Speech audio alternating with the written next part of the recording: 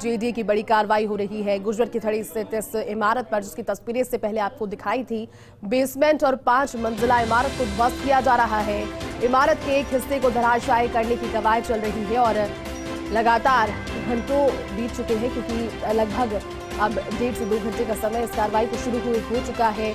आधा हिस्सा झुक गया है, लेकिन अब तक गिर नहीं पाया है। आपको जानकारी दे दें कि 296 वर्ग गज में ये इमारत बनाई गई थी और 3 साल पहले जेडीए के निशाने पर ये इमारत आ चुकी थी। निर्माणाधीन इमारत थी। आज इस इमारत को जमींदोज किया जा रहा है। पूरी तस्वीर आपको दिखा रहे हैं, क्योंकि जो हिस्सा सबसे पहले ढहाने की कोशिश की जा रही थी, वो हिस्सा आप देखिए झुक गया है। एक और कोशिश जेडीए के रस्ते की यही है, क्योंकि आसपास लगता हुआ ये रिहायशी मकान, उसमें किसी तरह की तकलीफ ना हो लोगों को, रहने वाले लोगों को भी। और पूरी जानकारी के साथ सहयोगी अभिषेक जुड़ गए। अभिषेक, जिस हिस्से को ढहाने की कोशिश की जा रही थी, क्या वो गिर चुका है या अभी भी झुका हुआ है, और कितना समय लगेगा इस पूरी कार्रवाई के दौरान? जानकारी अपडेट के साथ।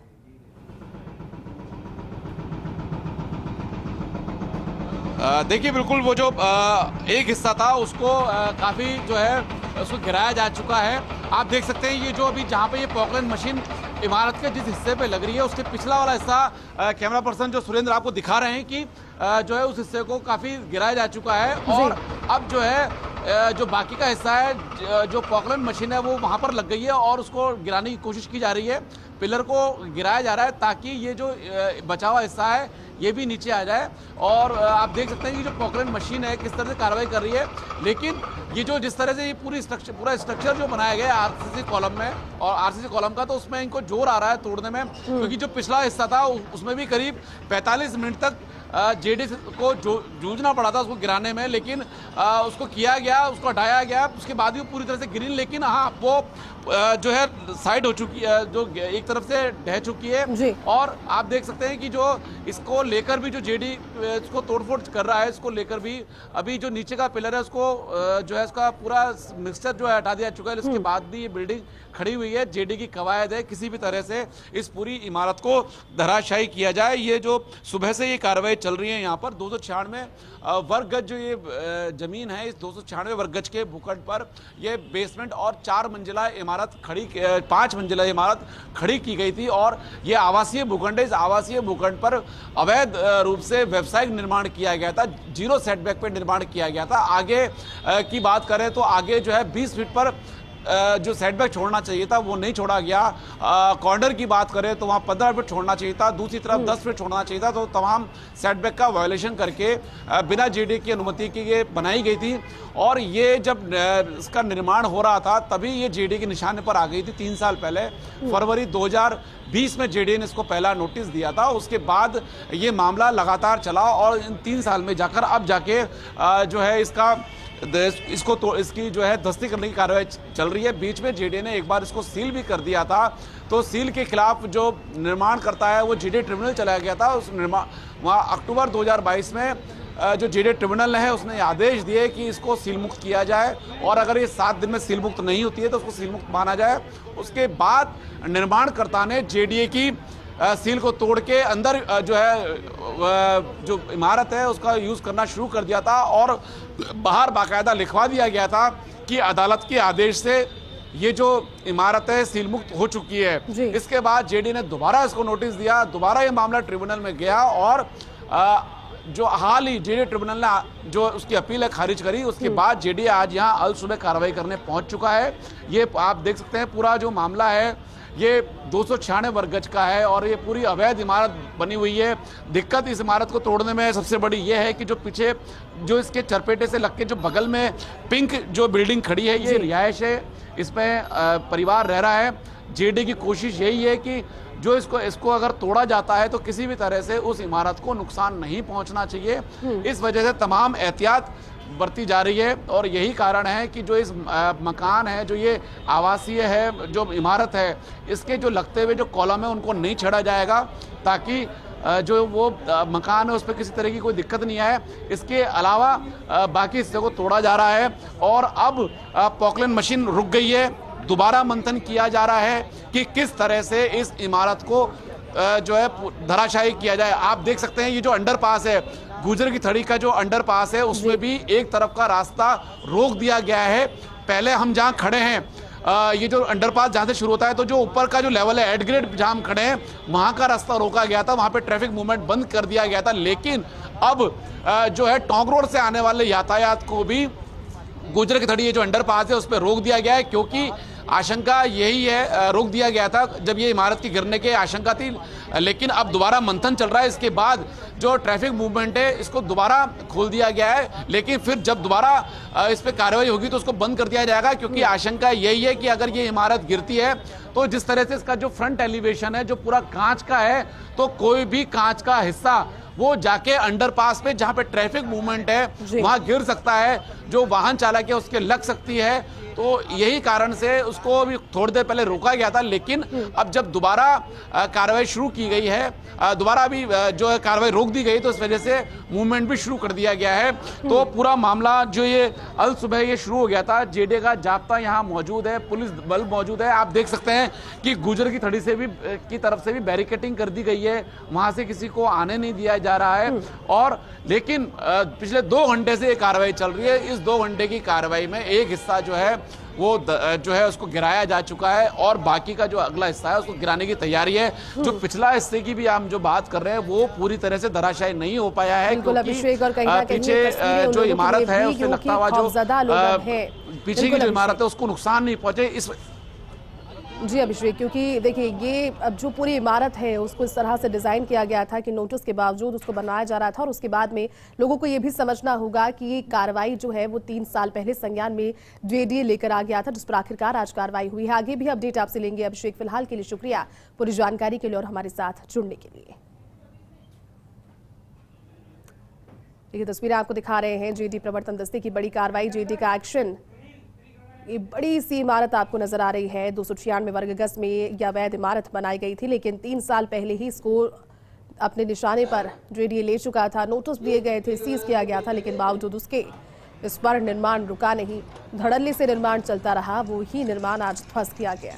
इमारत के एक हिस्से को धराशाही करने की कवायद चल रही है। तस्वीरें देखिए, एक हिस्सा, क्योंकि कोशिश जेडीए की यही है, प्रवर्तन दस्ते की यही है कि वहां पर अभी आपको तस्वीरें से पहले दिखाई थी, जस्ट उस बिल्डिंग के एक दीवार से लगता हुआ एक मकान भी है, एक मकान जिसमें लोग रहते हैं। उन्हें किसी भी तरह की क्षति उनके ना तो घर को हो ना परिवार के किसी इंसान को हो, क्योंकि संभवतः उन्हें तो घर से हटा दिया गया होगा अभी समय, लेकिन परिवार के मकान को किसी भी तरह की क्षति ना हो, इसको ध्यान में रखते हुए इसे इस तरफ से ही ध्वस्त करने की कार्रवाई आज सुबह से जारी है। जिस मलबे पर ये बुलडोजर और पीला पंजा चढ़ा हुआ आपको नजर आ रहा है, यह अधिगम कोचिंग संस्थान का मलबा है, और जस्ट उससे लगती हुई ये बिल्डिंग थी। अब उसी मलबे पर चढ़कर ये दूसरी बिल्डिंग जिसे ध्वस्त करने की कार्रवाई जारी है। अभिषेक हमारे सहयोगी लाइव जुड़ चुके हैं और लगातार अपडेट के साथ हमारे साथ तस्वीरें भी साझा कर रहे हैं। अभिषेक, वहां पर कार्रवाई की तस्वीरें आपने दिखाई, जो कि उसी मलबे पर चढ़कर पीला पंजा कार्रवाई कर रहा है, जहां पर अधिगम कोचिंग संस्थान को धराशाही किया गया था। क्या जानकारी? और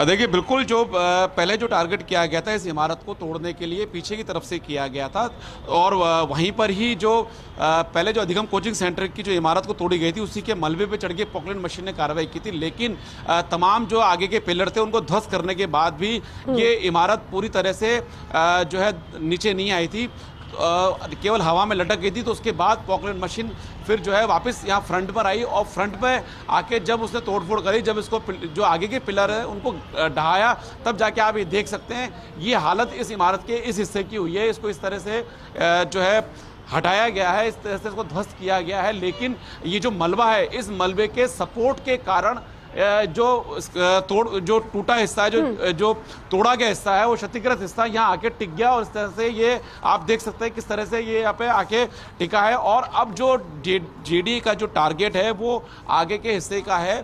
पहले पॉकलैंड मशीन लगाई गई थी, इस हिस्से के जो कॉर्नर के जो किनारे के जो पिलर हैं उनको तोड़ा जाए, किनारे के पिलर तोड़ दिए गए थे, उसके बावजूद ये इमारत अभी भी खड़ी हुई है। अब जेडीए ने अपनी स्ट्रेटजी बदली है।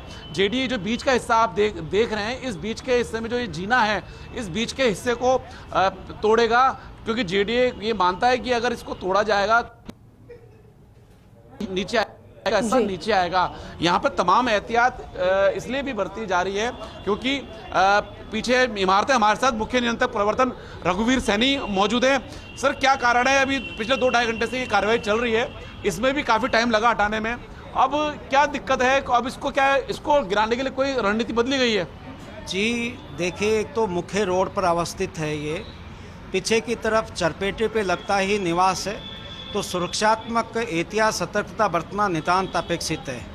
तो इसीलिए अब ये पूरा हमने इसके ध्वस्तीकरण सुरक्षित ढंग से हो, इसी के तहत हम पूरी एहतियात बरत रहे हैं। सर एहतियात बरत रहे हैं, जैसे अभी जो पॉकलैंड मशीन है वो यहाँ लगी, पिलर ध्वस्त किया, लेकिन इमारत नीचे नहीं है, अब नेक्स्ट स्टेप क्या है? जी हाँ, अब जैसे आप देख रहे हैं कि ये चूँकि स्पान छोटा था इधर, अब पॉकलैंड को इस तरफ ला कर के और ये लिफ्ट के जो पिलर्स हैं इनको हटाने की कार्रवाई करेंगे, तो हमारी इंजीनियरिंग और तकनीकी टीम और हमारे एक्सपर्ट्स ये जो बता रहे हैं कि इससे ये नीचे ध्वस्तीकरण की होगी। अब पॉकलैंड इधर आकर के और लिफ्ट के जो पिलर्स हैं उनको हटाने की कार्रवाई करेगी।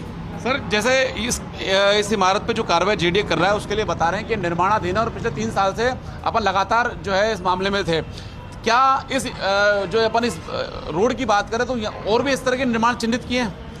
देखिए, ये निश्चित रूप से जैसे मैंने कहा कि हम विगत 4 वर्ष से गंभीर प्रकृति के अवैध जो बिल्डिंग्स हैं, चाहे से वो फ्लैट्स हों, इस प्रकार की कॉमर्शियल बिल्डिंग्स हों, जीरो टॉलरेंस की नीति लेकर के चल रहे हैं और अविलंब प्रभावी विधि सम्मत कार्रवाइयाँ जिनमें बड़ी बड़ी ध्वस्तीकरण भी हुई हैं और पुख्ता सीलिंग जो पहले केवल डोरी बांध करके होती थी, अब हमने इंजीनियरिंग विंग हमारी से और प्रवेश द्वारों को पुख्ता ईंटों की दीवारों से करके नियमानुसार पुख्ता सीलिंग कर रहे हैं। विगत दिवसों में 69 मामलों में ट्रिब्यूनल के जेडीए के आदेश डी सीलिंग के आए हैं। काफ़ी लोगों ने स्वयं खोल लिए जो आदेश आए, इसमें भी आया कि 7 दिवस में जयपुर विकास प्राधिकरण सील मुक्त करे, अन्यथा सील मुक्त समझी जाएगी। हमने सील मुक्त नहीं की थी, निर्माणकर्ता ने स्वयं सील तोड़ करके और उसकी की।